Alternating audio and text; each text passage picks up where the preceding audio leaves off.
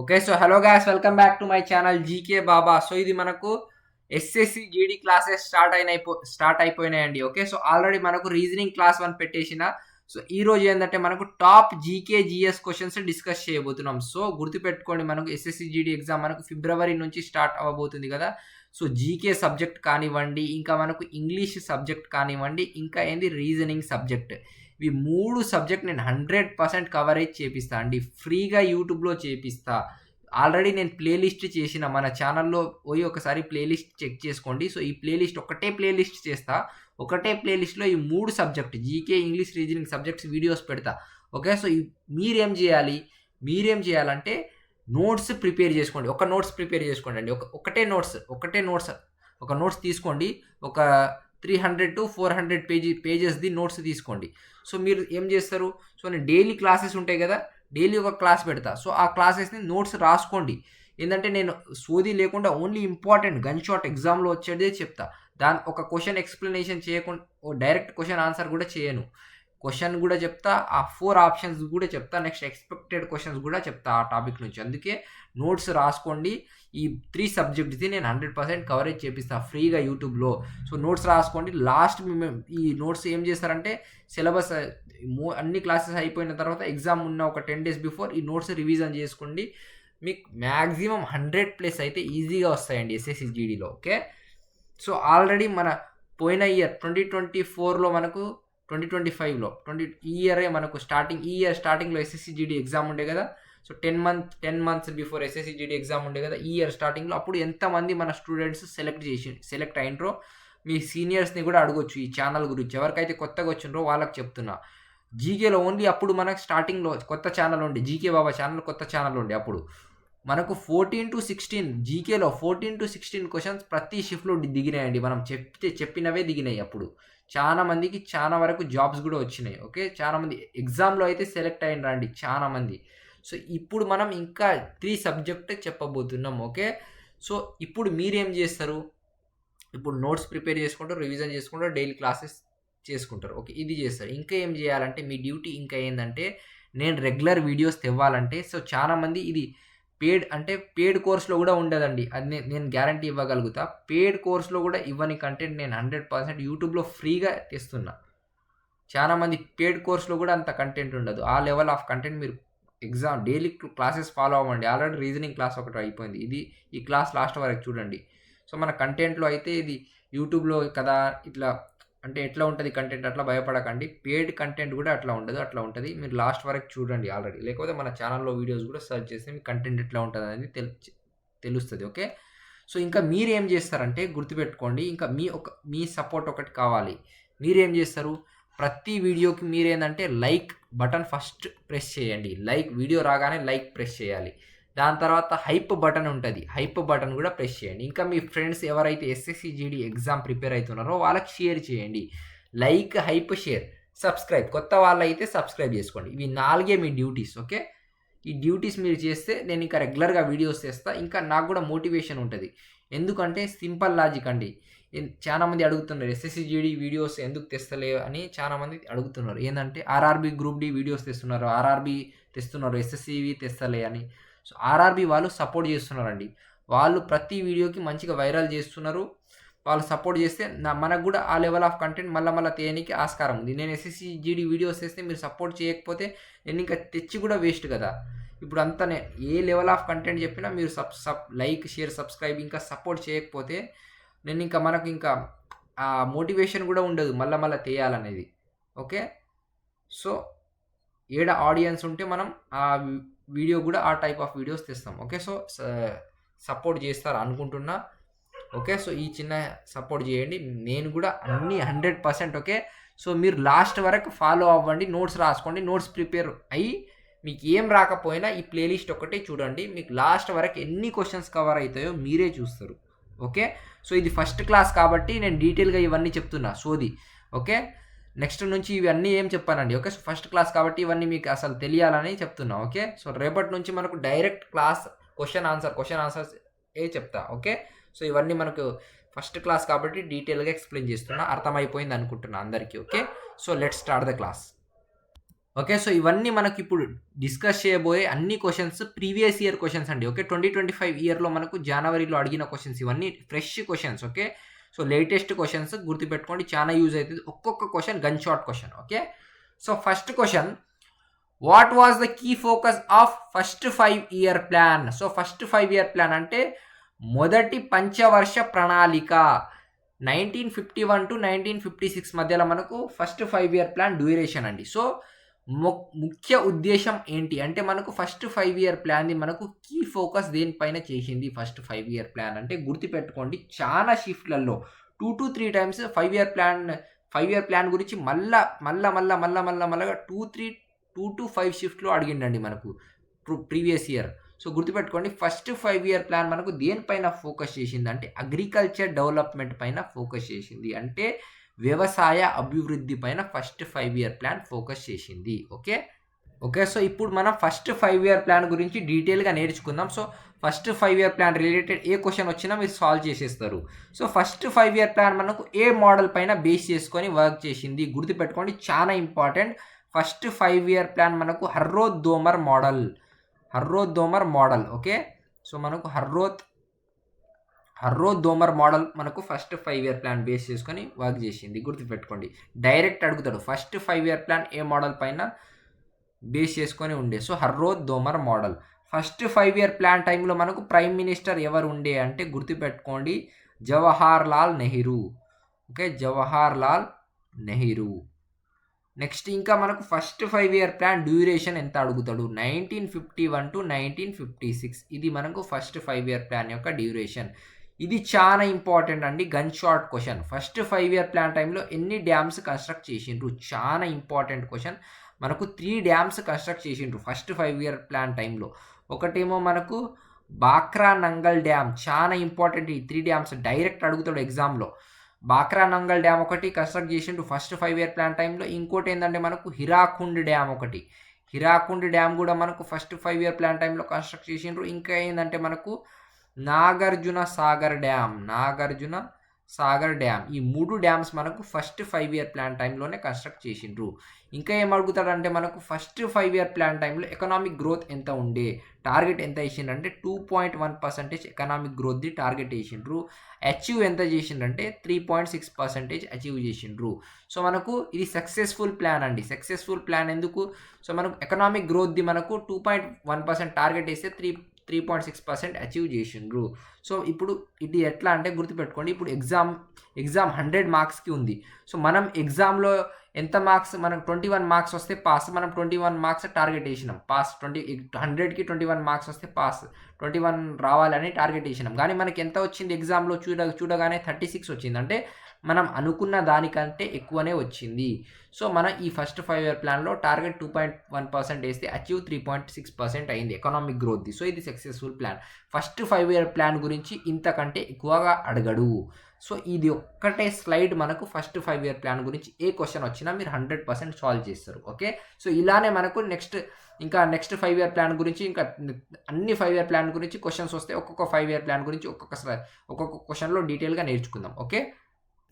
Next question, which of the following Vedas is primarily collection of magical spells? చాలా important line అండి ఇది collection of magical spells, చాలా important line. అంటే ఏంటంటే తెలుగులో మనకు మంత్రాలు మనకు ఏ వేదాలో కలిగి ఉంటాయి అంటే కలెక్షన్ ఆఫ్ మ్యాజికల్ స్పెల్స్ అంటే మంత్రాలు ఉంటాయి కదా, మంత్రాలు ఋగ్వేదాలో ఉంటాయా, యజుర్వేదాలో ఉంటాయా, అథర్వ వేదాలో ఉంటాయా, సామవేదాలో ఉంటాయా? గుర్తుపెట్టుకోండి, కలెక్షన్ ఆఫ్ మ్యాజికల్ స్పెల్స్ అంటే మనకు మంత్రాలకు సంబంధించిన వేద ఏదంటే అథర్వ వేద, గుర్తుపెట్టుకోండి. ఓకే. సో ఇప్పుడు మనం ఋగ్వేద గురించి ఏ టైప్ ఆఫ్ క్వశ్చన్స్ అడుగుతాడు అనేది నేర్చుకుందాం. సో చాలా ఇంపార్టెంట్ అండి, ఋగ్వేద చాలా ఇంపార్టెంట్. రెగ్యులర్గా క్వశ్చన్స్ అడుగుతుంటారు ఋగ్వేద నుంచి. So Rigveda is a oldest వేద. సో మనకు 4 వేదాలలో ఓల్డెస్ట్ వేద ఏది అంటే ఋగ్వేదాలో మనకు మండలాలు ఎన్ని ఉంటాయి, సూక్తాలు ఎన్ని ఉంటాయి, అంటే మనకు బుక్స్ ఎన్ని ఉంటాయి, హైమ్స్ ఎన్ని ఉంటాయి, చాలా ఇంపార్టెంట్. ఋగ్వేదాలో బుక్స్ ఎన్ని ఉంటాయి అంటే మండలాలు 10 ఉంటాయి, హైమ్స్ ఎన్ని ఉంటాయి అంటే 1028 హైమ్స్ ఉంటాయి, అంటే సూక్తాలు. నెక్స్ట్ మనకు సామవేద అంటే ఏంటంటే డైరెక్ట్ అడుగుతాడండి మనకు ఎగ్జామ్లో. మనకు మ్యూజిక్కి సంబంధించింది వేద ఏది? డైరెక్ట్ అడుగుతాడు, వన్ లైనర్ క్వశ్చన్ అడుగుతాడు. డైరెక్ట్ మ్యూజిక్కి సంబంధించిన వేద ఏదంటే సామవేద. గుర్తుపెట్టుకోండి ఈ పేరు. Okay okay. So next question, who was the first president of all India Muslim league? So మనకు ఆల్ ఇండియా ముస్లిం లీగ్ యొక్క మనకు మొదటి అధ్యక్షుడు ఎవరు? మొదటి అధ్యక్షుడు గురించి అడిగిండు. సో మనకు ఫస్ట్ ఏం ఇంపార్టెంట్ అంటే ఎగ్జామ్లో అడిగేది ఏంటంటే ఆల్ ఇండియా ముస్లిం లీగ్ మనకు ఎప్పుడు ఏర్పడింది? 1906లో ఏర్పడింది. ఈ క్వశ్చన్ చాలా ఇంపార్టెంట్. నెక్స్ట్ ఏం అడుగుతాడు ఆల్ ఇండియా ముస్లిం లీగ్ గురించి అంటే ప్రెసిడెంట్ ఎవరు? మొట్టమొదటి మనకు అధ్యక్షుడు ఎవరంటే ఆగా ఖాన్ III. ఓకే, సో ఆగా ఖాన్ III గుర్తుపెట్టుకోండి.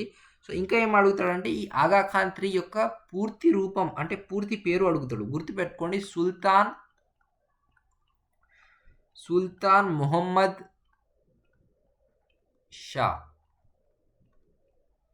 Are Agha Khan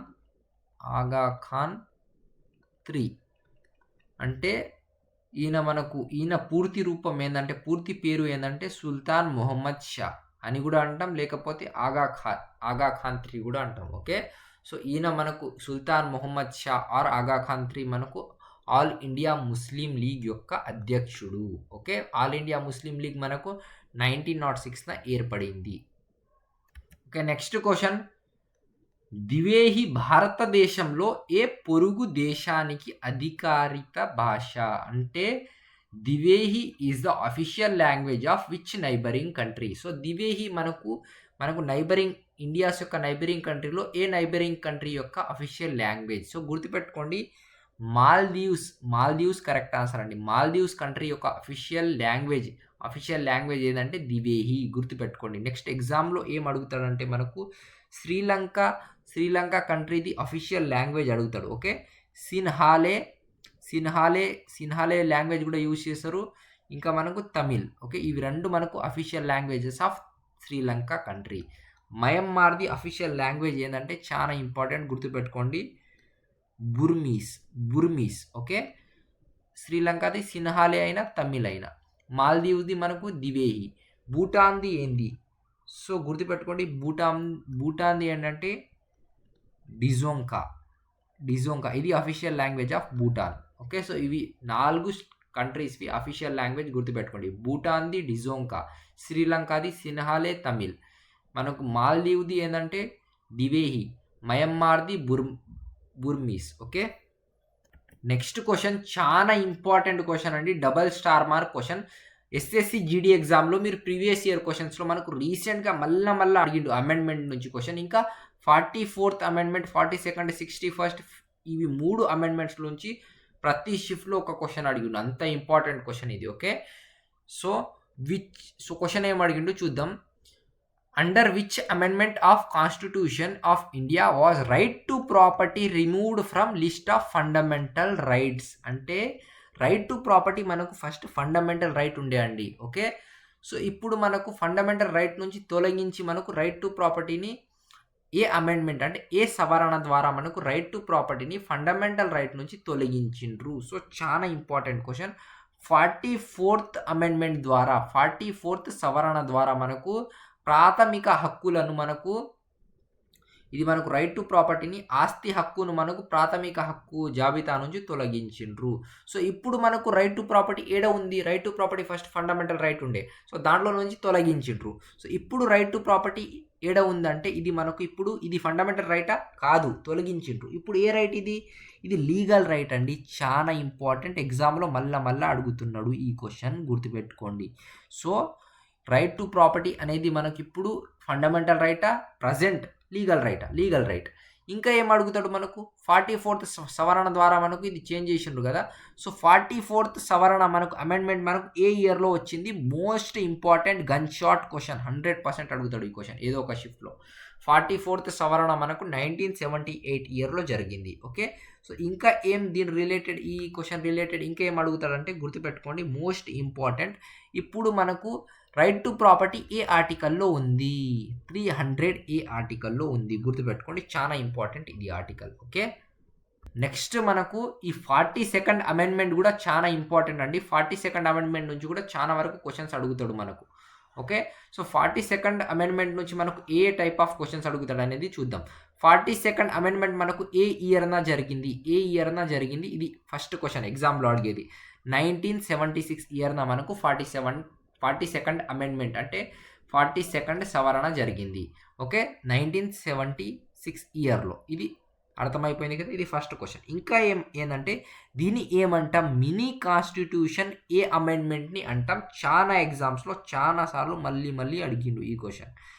mini constitution అంటే ఏందంటే మనకు ఇది 42nd అమెండ్మెంట్ 42nd సవరణని మనం మినీ కాన్స్టిట్యూషన్ అంటాం.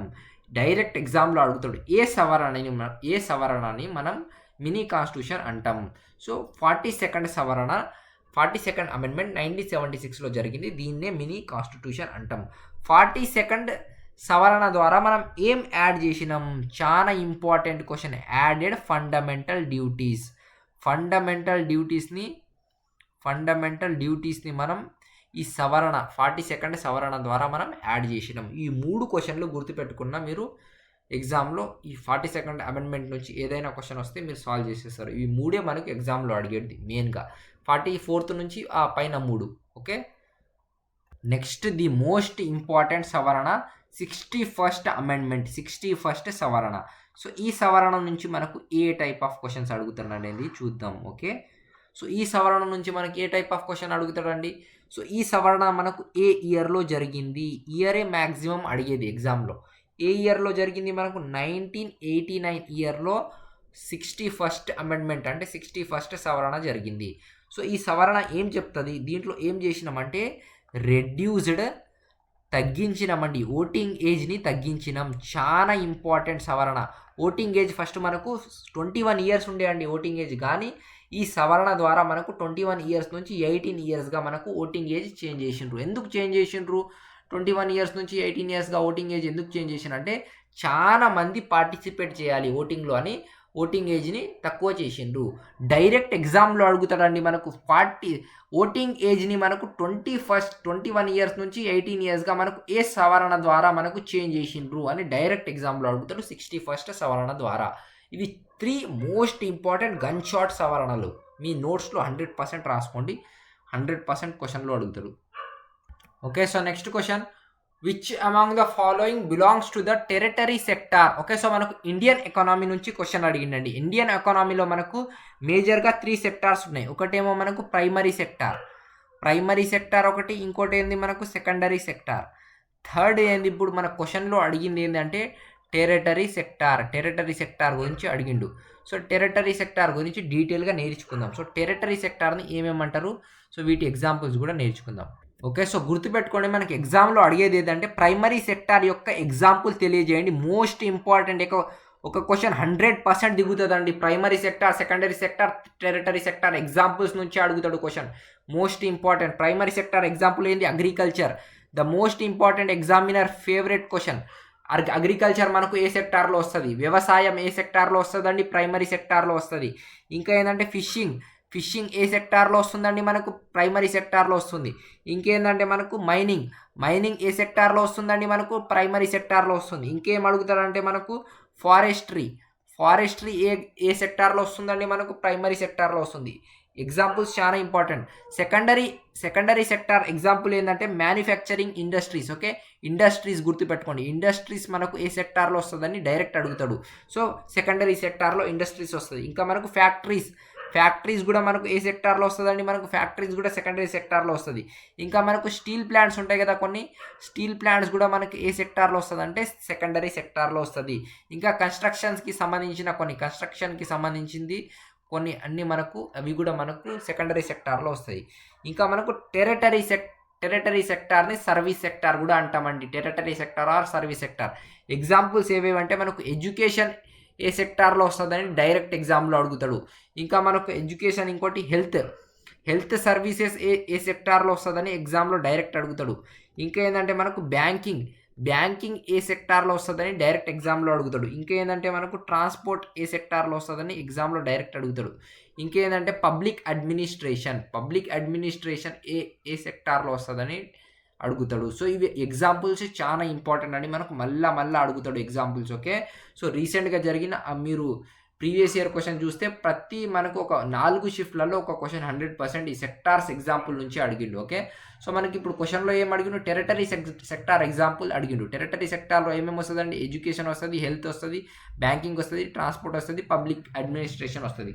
అంటే public administration option 4 correct answer. ఇది మనకు టెరిటరీ సెక్టార్లో వస్తుంది. Okay, so next question, in which year did Bhimrao Ramji Ambedkar led Mahad సత్యాగ్రహ?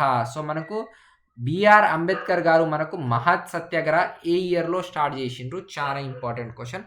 1927 ఇయర్లో మనకు భీమ్రావ్ రామ్జీ అంబేద్కర్ బిఆర్ అంబేద్కర్ గారు మనకు మహత్ సత్యాగ్రహ స్టార్ట్ చేసిండ్రు. డైరెక్ట్ ఎగ్జామ్లో అడుగుతాడండి, మహత్ సత్యాగ్రహ ఎవరు స్టార్ట్ చేసిండ్రు? బిఆర్ అంబేద్కర్ గారు స్టార్ట్ చేసిండ్రు. ఈ ఒక క్వశ్చన్. ఎప్పుడు స్టార్ట్ చేసిండ్రు? 1927లో స్టార్ట్ చేసిండ్రు. ఇది ఒక క్వశ్చన్. ఎందుకు స్టార్ట్ చేసిండ్రు అంటే మనకు దళిత్ వాళ్ళ రైట్స్ కోసం. ఓకే, సో దళిత్స్ ఉంటారు కదా, వాళ్ళకు మనకు వాటర్ రిసోర్సెస్లో మనకు రైట్స్ ఉండాలి. ఈక్వల్ వాటర్ సోర్సెస్ కానీ వాటర్ రిసోర్సెస్లో అందరికీ మనకు దళిత్ వాళ్ళకు కూడా ఈక్వల్ రైట్ ఉండాలని మనకు బిఆర్ అంబేద్కర్ గారు మనకు మహత్ సత్యాగ్రహ స్టార్ట్ చేసిండ్రు. ఓకే, సో ఈ వీడియోలో కొన్ని డిస్టర్బెన్సెస్, బయట మనకు కుక్కలు అరుస్తున్నాయి. సో ఆ డిస్టర్బెన్స్ రావచ్చు మీకు ఈ వీడియోలో. సో ఎందుకంటే ఇప్పుడు 1 అవుతుంది, నేను రికార్డ్ చేస్తున్నా, 1 AM అవుతుంది. సో ఆ డిస్టర్బెన్సెస్ వస్తే కొంచెం నెగ్లెక్ట్ చేయండి. రేపటి నుంచి తొందరగా చేస్తా వీడియోస్. ఓకే, సో ఈ డిస్టర్బెన్సెస్ ఏం రావు. Okay, so next question, which of the following classical dances is known to be Ekaharya? So Ekaharya classical dance దేన్ని అంటామని క్వశ్చన్లో అడిగిండు. Where one dancer takes on many roles in single performance. Okay, so మనకు ఒకటే dancer perform చేస్తారు, ఏకహర్య. So ఏకహర్య మనకు total classical dances ఎన్ని ఉన్నాయండి? సో కరెక్ట్ ఆన్సర్ ఏంటంటే భరతనాట్యం డాన్స్ని ఏకహర్య డాన్స్ కూడా అంటాం. ఓకే, సో ఒక డాన్సర్ పర్ఫామ్ చేస్తారు. చాలా ఇంపార్టెంట్ క్వశ్చన్. ఇది ప్రీవియస్ ఇయర్లో అడిగిండండి, 2025 ఇయర్లో ఫిబ్రవరిలో అడిగిన క్వశ్చన్ ఇది. సో క్లాసికల్ డాన్సెస్ అందరికీ తెలిసే ఉంటుంది. భరతనాట్యం క్లాసికల్ డాన్స్ ఏ స్టేట్కి చెందిందని అడుగుతాడు. తమిళనాడు స్టేట్కి చెందింది. కథక్ క్లాసికల్ డాన్స్ ఉత్తరప్రదేశ్ స్టేట్కి చెందిన classical dance. Kathakali classical dance కేరళకి చెందిన classical dance. Mohiniyattam classical dance కూడా మనకు కేరళకి చెందిన క్లాసికల్ డాన్స్. కేరళకి మనకు 2 క్లాసికల్ డాన్సెస్ ఉన్నాయండి, మోహినియట్టం ఒకటి, కథక్కలి ఒకటి. కూచిపూడి మనకు ఆంధ్రప్రదేశ్ స్టేట్కి చెందిన క్లాసికల్ డాన్స్. ఒడిస్సీ పేరులోనే ఉంది, ఒడిస్సా స్టేట్కి చెందిన క్లాసికల్ డాన్స్. మణిపురి పేరులోనే ఉంది, మణిపూర్ స్టేట్కి చెందిన క్లాసికల్ డాన్స్.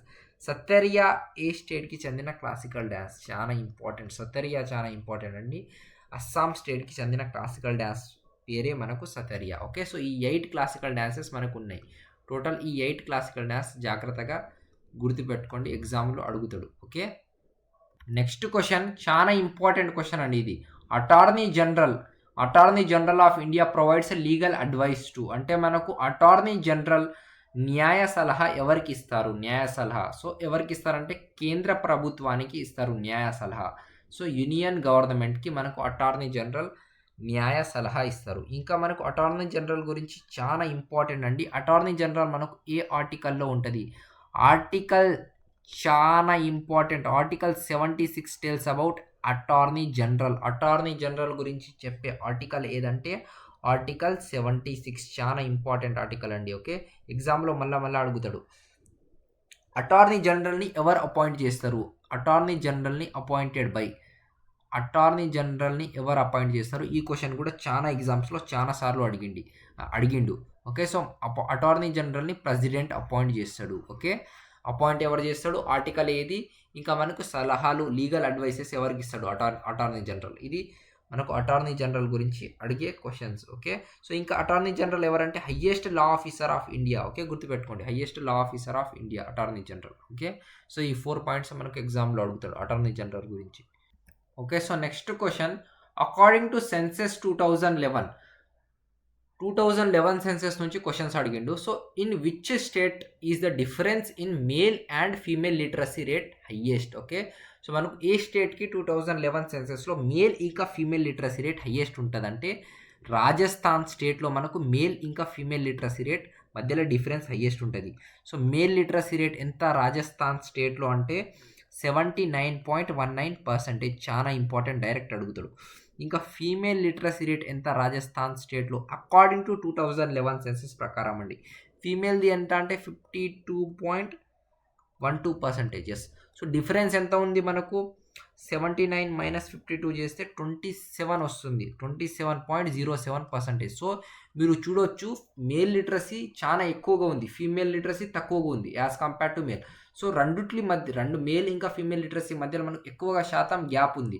సో ఈ ఎక్కువ శాతం గ్యాప్ ఉంది ఏ స్టేట్లో అంటే 2011 సెన్సస్ ప్రకారం రాజస్థాన్ స్టేట్లో మనకు ఎక్కువగా గ్యాప్ ఉంది. ఓకే. సో ఇది మనకు రాజస్థాన్ది నేర్చుకున్నాం. కానీ ఇప్పుడు ఇండియాది చూద్దాం. ఇండియాది లిటరసీ రేట్ ఎంత? ఇండియా లిటరసీ ఓవరాల్ ఇండియాది, ఇది రాజస్థాన్ స్టేట్ది ఒకటే నేర్చుకున్నాం. కానీ ఇప్పుడు ఓవరాల్ ఇండియాది లిటరసీ రేట్ ఎంత అంటే, మేల్ లిటరసీ రేట్ ఎంత ఓవరాల్ ఇండియాది 2011 సెన్సస్ ప్రకారం అంటున్నా అండి. సో 82.14% ఓవరాల్ మేల్ది. ఓవరాల్ ఫీమేల్ది ఎంత literacy rate as per 2011 census? So 65.46%. So ఈడ మీరు డిఫరెన్స్ ఎంత వస్తుంది? ఈ డిఫరెన్స్ కూడా అడుగుతాడు. 16.68%. సో ఇది ఇండియాది మేల్కి ఇంకా ఫీమేల్కి లిటరసీ రేట్ మధ్యలో డిఫరెన్స్ ఎంత ఉంది? 16.68%. కానీ మీరు రాజస్థాన్ స్టేట్లో చూస్తే చాలా 27.07% ఉంది. డైరెక్ట్ అడుగుతాడు, యాజ్ పర్ 2011 సెన్సస్ మేల్ది లిటరసీ రేట్ ఎంత ఇండియాలో? 82.14%. ఫీమేల్ లిటరసీ రేట్ ఎంత? ఇవి మనకు చాలా ఇంపార్టెంట్. ఓకే, డైరెక్ట్ అడుగుతాడు ఎగ్జామ్లో.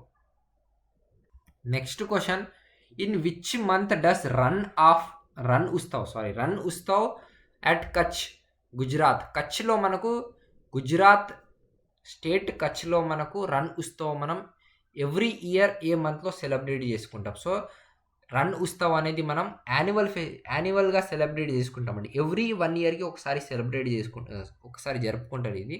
సో ఏ మంత్లో అంటే నవంబర్ మంత్లో మనకు రన్ ఆఫ్ కచ్ ఉత్సవం స్టార్ట్ అవుతుంది. Okay. Next question, when was first 5-year plan launched in India? First 5-year plan మనకు ఆల్రెడీ డిస్కస్ చేసినాం, 1951 to 1956. సో మనకు ఎప్పుడు లాంచ్ అయింది? 1951 లాంచ్ అయింది ఫస్ట్ 5-year ప్లాన్. ఎప్పుడు వరకు కొనసాగింది అంటే 1956 వరకు కొనసాగింది.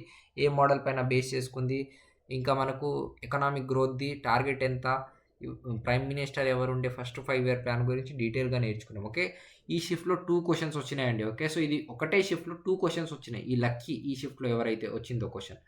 ఓకే, సో అట్లనే మనకు ఒక్కొక్క షిఫ్ట్లో 2 to 3 క్వశ్చన్స్ కూడా అడుగుతున్నారు 5-year ప్లాన్స్ నుంచి. ఓకే, సో చాలా ఇంపార్టెంట్. అందుకే అన్ని ఈ షిఫ్ట్లో ఇప్పుడు ఈ వీడియోలో మీకు గమనిస్తే మనకు సెన్సెస్ టాపిక్ కూడా కవర్ అయింది, 5-year కూడా కవర్ అయింది, ఎకనామిక్లో మనకు టెరిటరీ సెక్టార్, ఎకనామిక్ సెక్టార్, ఇవన్నీ మోస్ట్ ఇంపార్టెంట్ టాపిక్స్ అన్నీ కవర్ అయిపోయినాయి మనకు. ఓకే, సో ఇవన్నీ మనకు రిపీటెడ్గా అడిగే topics. Okay, so next question, the president of India Draupadi Murmu was previously governor of? So మనకు ఇప్పుడు ప్రెసిడెంట్ ఆఫ్ ఇండియా ఎవరంటే ద్రౌపది ముర్ము గారు. సో ఈమె మనకు ఏ స్టేట్కి మనకు గవర్నర్గా చేసింది ఇంతకుముందు? సో జార్ఖండ్ స్టేట్కి. ఎస్, జార్ఖండ్ స్టేట్కి గవర్నర్గా చేసింది.